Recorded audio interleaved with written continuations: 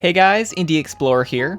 It's been a little while since my last video, but I think you'll find it well worth the wait. I'm very excited about this one since it constitutes a major breakthrough in the way I see much of Ender Lilies lore, and while that does mean it lightly reworks some of my previous theories, for the most part it just builds upon, connects, and recontextualizes them. On that note, I should mention that this probably shouldn't be the first of my videos that you watch or you'll be quite lost. I would highly recommend having seen at least my videos on the missing link and purification so you'll have an understanding of the foundations that this theory is built upon. Also, unlike most of my videos, this one is based around a handful of semi-independent ideas that mesh together rather than on a single cohesive theory, though I have tried to structure it in that way. After much thought, I've decided to simply call it the Lily theory, since that is where it all begins. Almost all vascular plants in our world have a symbiotic relationship with fungus in the form of mycorrhiza. In this association, fungal organisms beneath the soil colonize a plant's root system, often growing directly into the cells.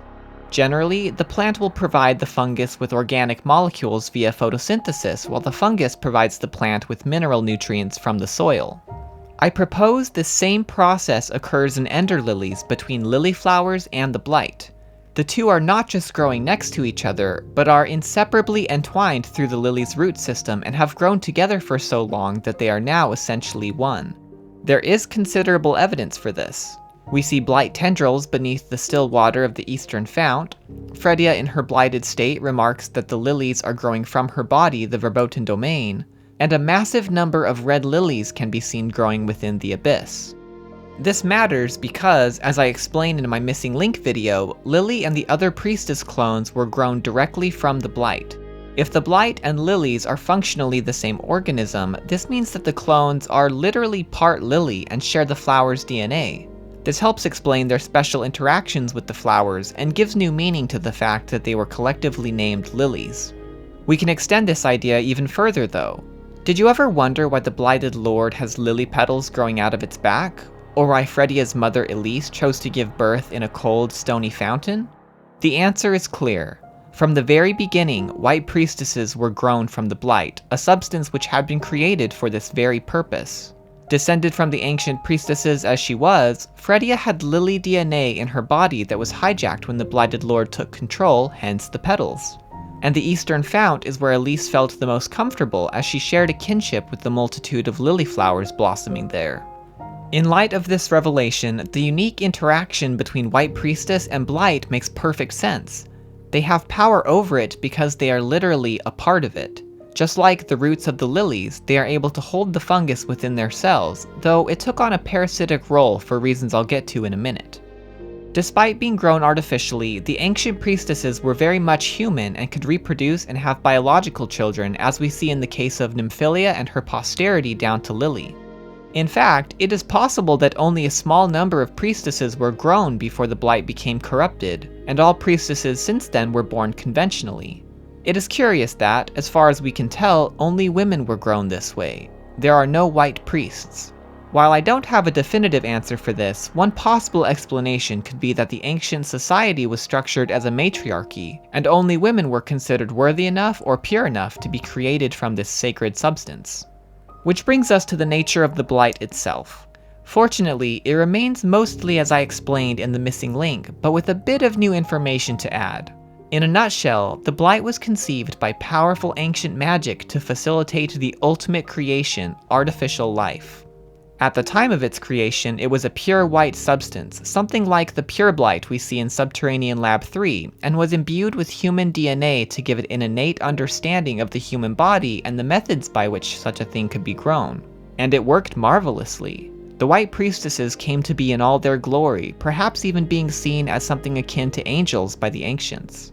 Unfortunately, however, just as it came to understand human physiology, the hypersensitive blight came to understand human sin as well and became deeply corrupted by it in both the physical and spiritual realms.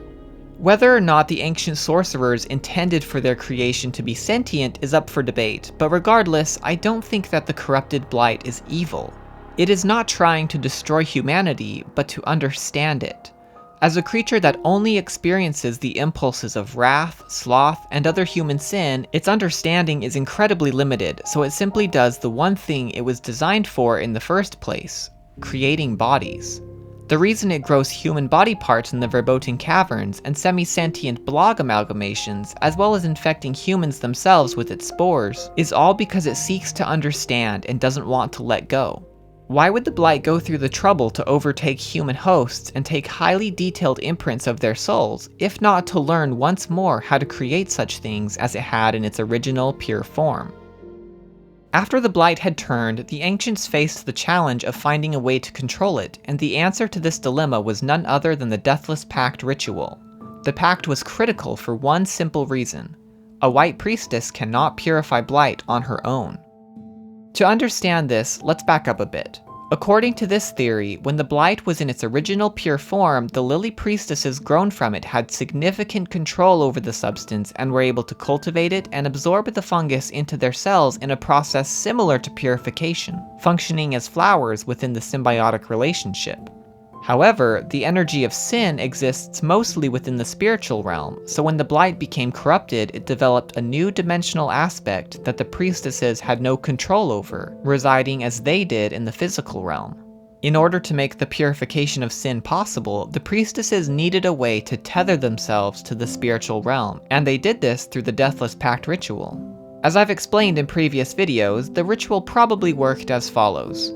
A willing knight was intentionally infected with the Blight, which would create an imprint of their soul in the spiritual realm. The priestess would then transfer part of the knight's soul into herself, creating a bond, and the knight's body would be sacrificed in such a way as to transmute it into the spiritual realm, perhaps on this very altar, effectively rendering them a deathless spirit who is bound to the priestess and her bloodline, and in turn tying them to the spiritual realm. It is quite possible this is the very process referred to in the Forbidden Text Scrap, which states, "It is thought that by guiding a spirit into the body of a babe, the child would retain control of their body while inheriting the power contained within the spirit." When a priestess receives the spirit of a knight, she retains control of her body while also taking the spirit's power. And while the Deathless Pact was not typically done with infants, there is one highly important exception to this: Nymphilia. In fact, Nymphilia is the only non-blighted infant we see in the entire game. What if the note was worded this way specifically to hint at its connection to Nymphilia's Deathless Pact with Farron? The star-like symbol that formed on both parties during this process was magical, being shiny and smooth as we see on the infant Nymphilia. This symbol was then passed down the bloodline, which means Fredia's would look the same if it weren't always hidden by her hair. This is the reason why the people of Land's End believed that the White Priestesses were born with the mark already on their foreheads, as stated in the description of Nymphilia's ring. That's all they had ever seen, with Elise first and then with Fredia. But of course this was circumstantial. Any White Priestess born of a mother without a pact would not have the mark. This revised understanding of the Deathless Pact and Purification lets us see the events of Eldred's memory in a new light. The desperate measures taken by Eldred's priestess and the Umbral Knight were about so much more than just protecting Nymphilia. It was about preserving the fate of the entire land. The colonists had no idea how grave a mistake they were making by killing the White Priestesses, for if every priestess truly had fallen, the Blight would have finally been free to grow unchecked indefinitely and doomed the entire land forever, possibly even growing to consume other lands. And this was extremely close to actually happening. Land's End is in ruin by the time of Lily's awakening, and Farron tells her at the ritual chamber that he believes the sole wish of the Ancients is to free Fredia, which would of course necessitate ridding the whole land of Blight as well. Now, speaking of Lily, an important question to address at this point is, how does all this information apply to the priestess clones in the game? You may have pieced some of this together already, but I'll spell it out anyways. When the clones were grown out of the purified Blight, they did not technically count as being part of Fredia's bloodline, at least as far as it pertained to the Deathless Pact, and we know this because they were born without the mark. But wait, Lily has the mark on her forehead, right? It's prominently shown in the first cutscene of the game. Well, not quite. Upon closer inspection, we can see that Lily's mark is actually a brand. Her skin is clearly irritated and cracking on the symbol itself, which looks very different from the symbol on Nymphilia, and around it her veins are bulging from the inflammation in a pattern that looks suspiciously like lily petals. But why? What was the point of doing this? In my video on the White Parish, I discussed how the Blight was regarded as a sinful substance that the people of Land's End were forbidden to meddle with, and this ideology stemmed from the parish itself. When times became desperate and the guardians of the parish assisted Phaeton's work in creating the clones, they faced a big problem. How were they going to explain the emergence of 8 identical young priestesses from the Blight-ridden Verboten domain to the townsfolk without arousing suspicion that the Blight was involved, especially when none of them had the one distinct feature the people had come to expect? While none of their options were great, there was one thing they could control: the marks. Remember, the people at large believed that priestesses were born with the mark, so the clone's absence of it may have been more alarming than the fact they existed at all. So, the parish decided to brand each girl with the symbol, and then began to send them up with Fredia one by one so the people could be eased into the fact of their existence and see that they were sanctioned by the White Priestess herself. This plan seemed to work exactly as intended, as we see no evidence of the clones being rejected by the people of Land's End apart from Silva. Unfortunately, there was a much deeper problem that was a consequence of the clones not being part of Fredia's Deathless Pact. They did not have the ability to purify Blight. This is why the ritual failed, which is a revision to my previous theory that Fredia had blocked their attempt. It just makes sense. Isn't it odd that every single one of the clones' bodies that Lily finds is in pristine, non-blighted condition? If they had the ability to purify, wouldn't at least one of them have purified, anyone? Especially considering the fact that this ability was direly needed, and being clones of Fredia, the girls would have been selflessly willing to give of themselves just as Lily does? In this case, the simplest answer is correct. They didn't possess the ability to purify. The mages would have had no way of knowing this though, seeing how they did not have an understanding of the Deathless Pact, and probably assumed that purification was a learned skill that the girls would need to be taught. It is likely that they puzzled over this matter to the end. Now at this point you're probably wondering, what about Lily? She's bonded to the Umbral Knight and begins purifying and absorbing Blight almost immediately after awakening. Well, yes. Farron gives her the true mark when he bonds to her, transferring part of his spirit into her, and it just so happens to be right where her brand is. You can see they don't quite match up, with the stars of the true mark being positioned farther out than those on the brand. This is quite interesting. We know that Farron is bonded to Fredia at this time, so his ability to forge another fully functional pact shows that the Deathless Knights were not limited to being tied to a single individual. It's also worth noting that Lily is a clone of Fredia, so the shared blood could very well be what made this bond possible, just as it made it possible for Farron to locate her in the first place. Let's move on and talk about the Deathless Pact symbol itself now. The shape is obviously significant as it shows up repeatedly throughout the game and was clearly very important to the Ancients. But what does it represent? I have 2 separate theories for this, both of which approach the topic from different angles, but are not mutually exclusive. The first actually came about quite recently, and was born from a session of playing Shadow of the Tomb Raider. As I solved a tomb puzzle involving Mayan numerals, I was surprised to see almost the exact same symbol as the Deathless Pact appear on a stone wheel, and after doing some research, I don't think it's a coincidence. It turns out this symbol is called Lamat, being the 8th sign in the Mayan zodiac. It represents birth, creation, and new beginnings, and is one of the principal symbols of spirituality in Mayan culture. It was also said to carry the codes of all life and embody ancestral knowledge. Any of these concepts sound familiar? The cross part of the symbol represents the sacred nature of the number 4, which is the number of seasons and the number of elements. We know that the magic in Ender Lilies is based upon the 4 natural elements, and the purification of Blight made possible by the Deathless Pact is what made it possible for people to live in the land in perpetuity, hence the significance of the 4 seasons. This symbol was used by the Mayans to mark the altar used in their highly important fire ceremony, in which offerings of flowers and herbs were made, just as the Deathless Knight offers their whole body as a sacrifice in the Pact.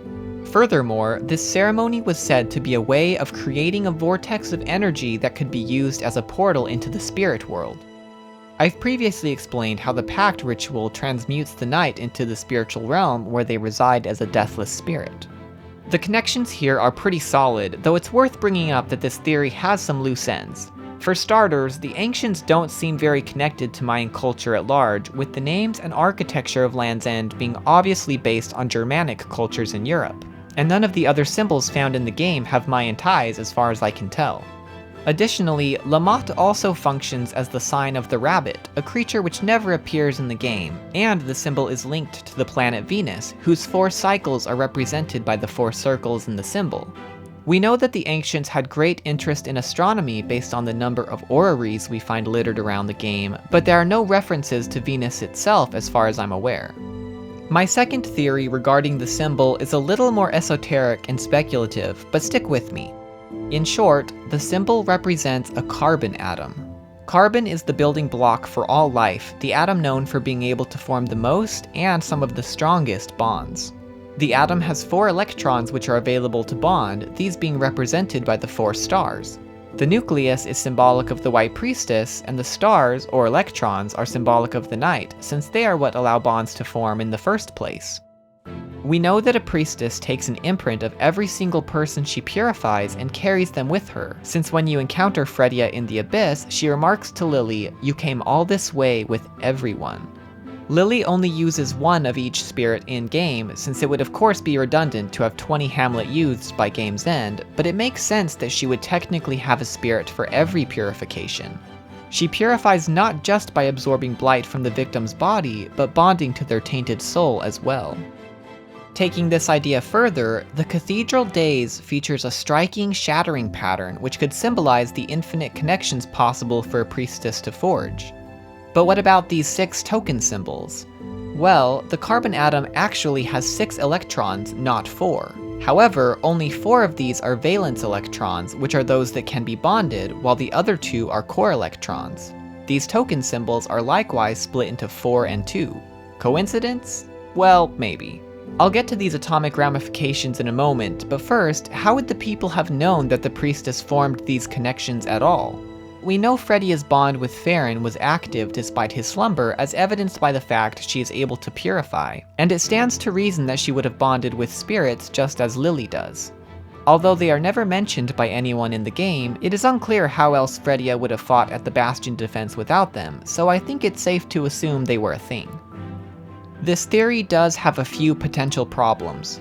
Most notably, how did the Ancients know about atomic structure? We know they had an understanding of DNA structure, so they were obviously quite advanced, but atoms are a whole other level of tiny, and electrons even more so. A possible explanation for this can be found in the activation of the Aegis Curio. When it is powered, the symbol appears in the form of energy that lingers momentarily, showing that this particular shape may be naturally occurring. It could be that the Ancients understood the symbol as it pertained to the priestess's power, but did not know that it was based on atomic structure. The final thing I want to discuss is how the colonists came to understand and use this symbol as part of their worship in the White Parish. Having utterly wiped out the Ancients and their culture, the colonists had no way of knowing what the symbol meant in its original context, and therefore appropriated it as they saw fit. The Cathedral Days symbol is the only one that uses clearly recognizable objects instead of shapes, being composed of 4 swords and 4 scythes. This could very well be the colonists' interpretation of the symbol and may represent the unity of soldiers and farmers. Farmers feed the soldiers, who in turn protect the farmers, who in turn are able to produce more food in the never-ending cycle. This interpretation makes sense for a people clearly accustomed to the ways of war. On a related note, the particular system of choosing a single prime guardian for the White Priestess was likely the colonists' interpretation of the ancient Deathless Pact ritual. They seemed to remember the priestess as having a singular protector and tried to emulate that, though of course they missed that the entire point was to make purification possible, since they were blessed with priestesses who were already part of a pact. Well, that's all I have for today, and I know this has all been a lot more dense than any of my videos thus far, so I wanted to briefly recap the most important points of this theory. First, the original White Priestesses were grown from the Blight in its pure form, and they have power over it because they are part Lily. Second, the Deathless Pact is what makes Purification possible because it extends the priestess's reach into the spiritual realm. Third, the clones seen in-game were not part of Farron's pact and were thus unable to purify as the mages wanted, this leading to the failure of the Blight transfer ritual. And fourth, the Deathless Pact symbol may be inspired by the Mayan zodiac sign Lamont, the carbon atom, or possibly both. But what do you guys think? I would love to hear your own thoughts on this theory in the comments below, fact-checking included, and feel free to ask for clarification on any parts of it that may still be confusing. As always, please leave a like and subscribe if you enjoyed the video, and I'll see you next time.